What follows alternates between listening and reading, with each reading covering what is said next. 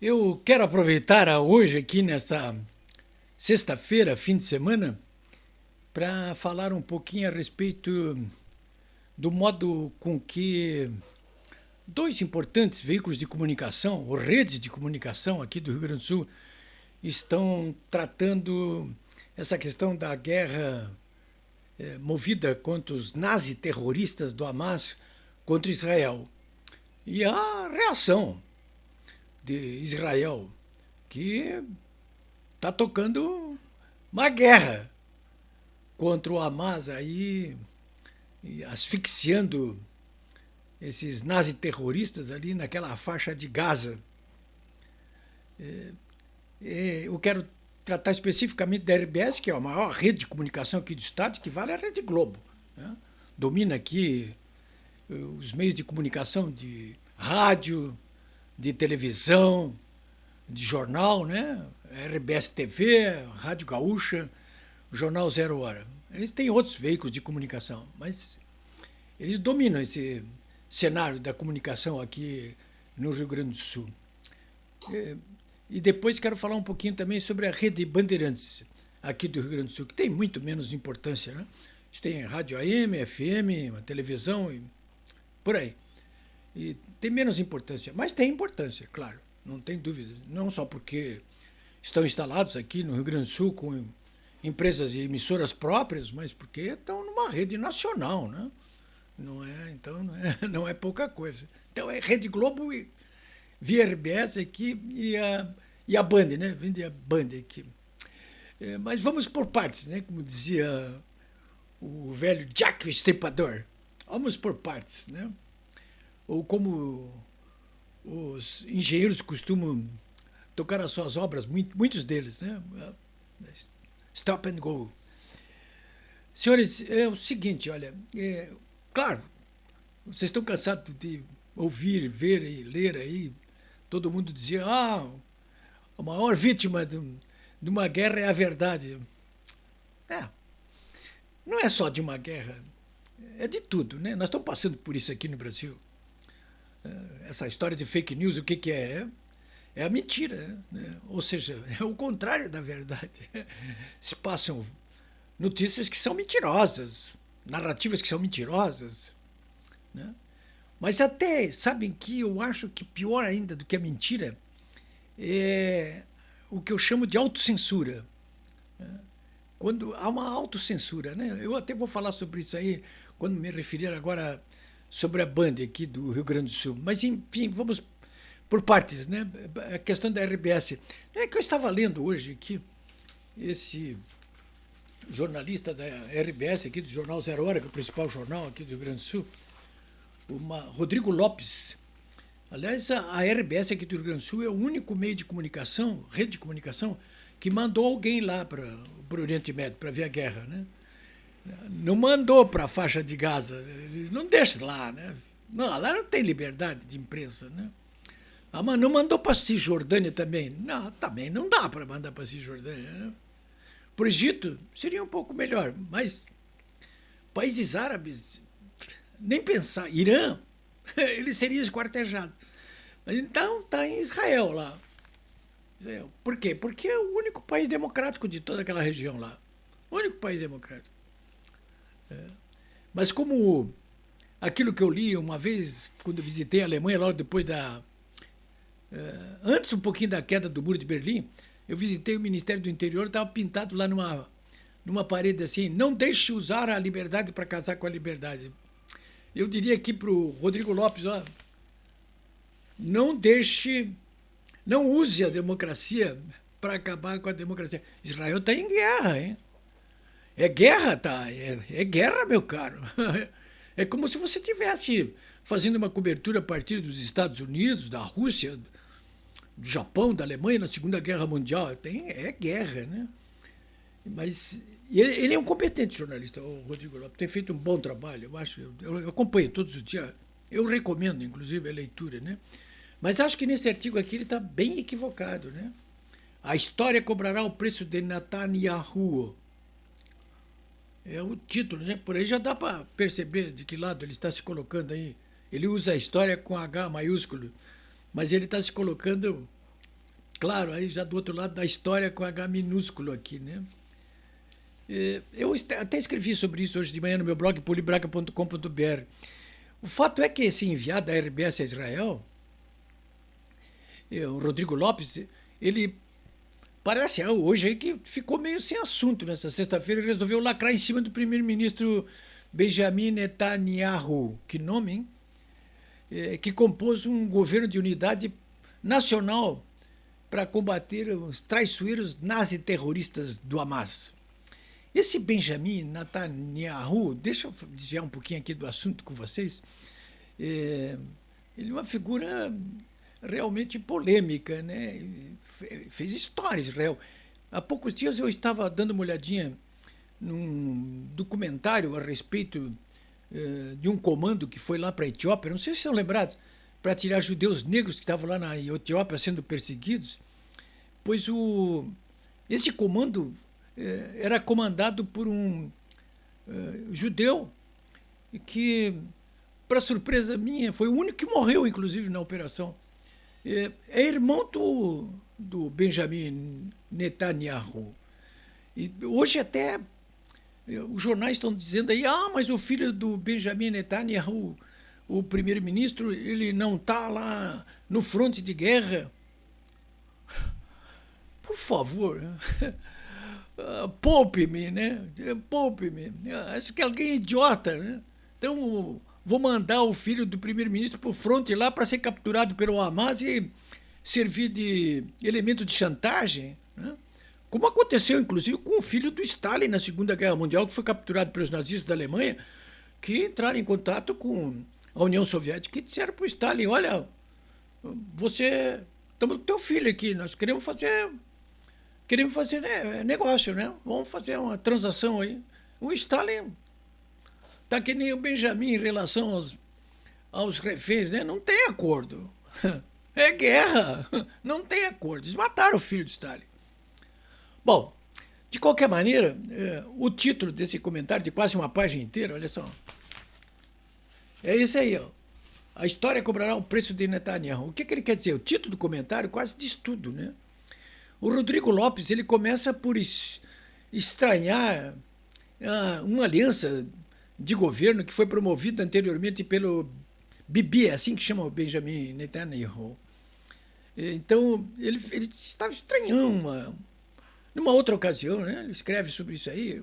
O Bibi formou um governo aí constituído por pessoas, políticos da esquerda e da direita. Ele diz que são extremistas dos dois lados, né? O Bibi é extremista de direita? Pô, que extremistas são esses? Ele não diz quais são, né? Isso é conversa dele, né? Bom, mas ele diz isso aí, né? Então, primeiro isso aí, né? Olha, senhores, e esses governos aqui do Brasil? Essas alianças que estão fazendo aí, o Lula da Silva está fazendo, né? Acusou também o Bibi de querer reduzir os arreganhos do STF deles lá. Aqui no Brasil tem muita gente democrata aqui que também quer reduzir os arreganhos do STF aqui, né? E por último ele diz que o Bibi enfrenta ações judiciais, várias contra eles. Aqui não sobraria ninguém, hein?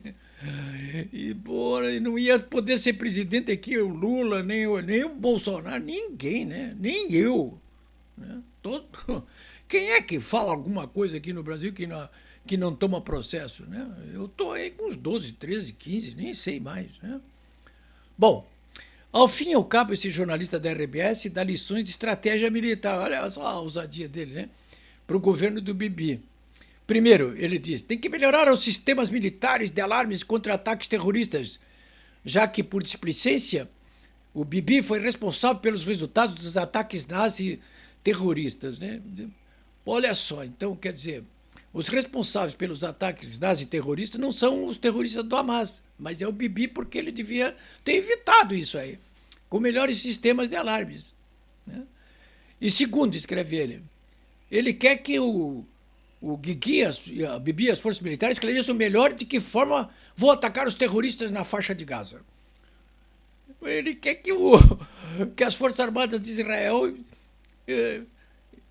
entregue para os jornalistas ali o plano de o que tem que fazer, o que eles vão fazer em Gaza, né? Hoje mesmo, agora, nessa sexta-feira, eu estava lendo há pouco aqui, que os israelenses cortaram todas as comunicações. O Lula ficou furioso lá em Brasília, porque disse que não consegue mais falar com os 30 brasileiros que estão lá na fronteira com o Egito e não conseguem atravessar a fronteira. Como os demais também não conseguem.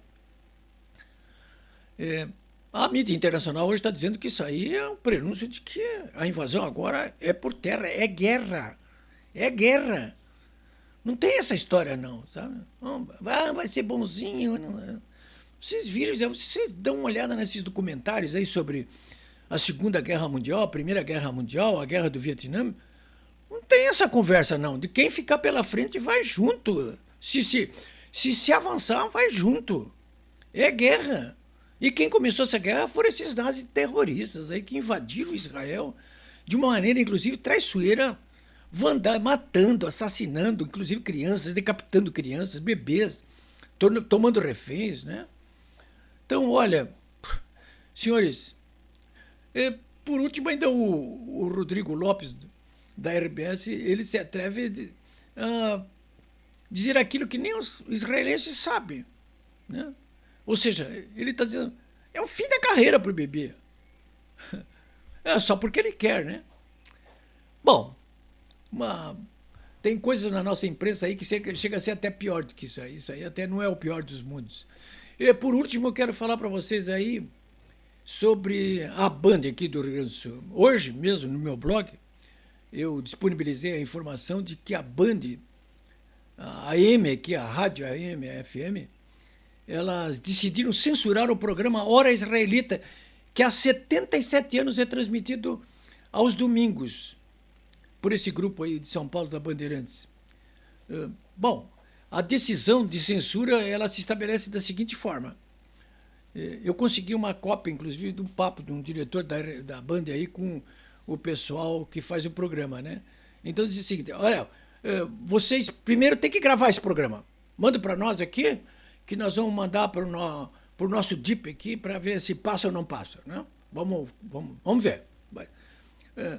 De qualquer maneira, é o seguinte, nem mande para cá o programa gravado se vocês não demitirem a apresentadora Débora Strur. Tem que botar para fora, né? Ou seja, é inviável isso aí. Então, o programa A Hora Israelita, de 77 anos, na Band aqui, não está mais. Mas por que a Band tomou essa decisão? A Band avisou que, no caso da Hora Israelita, a ordem ocorreu porque a Band está sendo pressionada por grupos políticos de esquerda que apoiam aberto ou veladamente os naziterroristas do Hamas. Simples assim. Quer dizer, um bando de esquerdopatas, né, que apoiam os naziterroristas do Hamas agora pode fazer com que o veículo de comunicação deixe de passar informações, né? É uma pressão política indesculpável, né? Não é a primeira que ocorre. Olha, senhores, isso é nojento. Eu quero dizer para vocês o seguinte, que esses grupos esquerdopatas políticos que apoiam os naziterroristas do Hamas aqui no Rio Grande do Sul, eles não se sentem sozinhos, não. Eles não estão agindo de ponte própria, não. Eles estão se sentindo com as costas quentes aí, sabe? Eles estão se sentindo com as costas quentes. Porque o próprio governo federal, hoje nas mãos do lulopetismo, dá cada dia mais provas de que quer ver Israel pelas costas. Não diz isso, mas diz isso.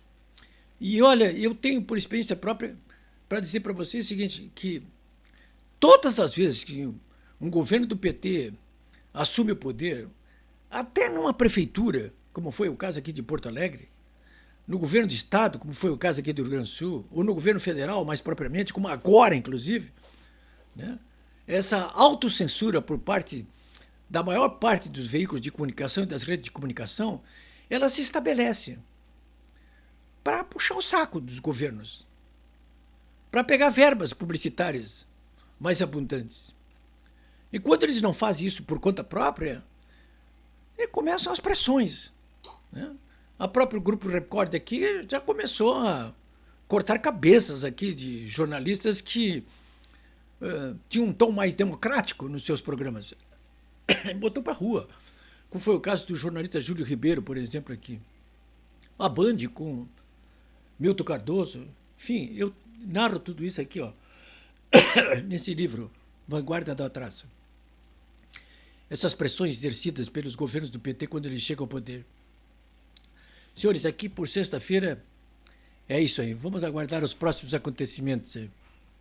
E registro a minha indignação em relação ao que fez a Band aqui do Rio Grande do Sul, censurando de maneira perversa esse programa da Hora Israelita, interrompendo uma jornada de 77 anos e deixando claro que a liberdade de expressão aqui se torna cada vez mais uma letra fria da lei e da Constituição.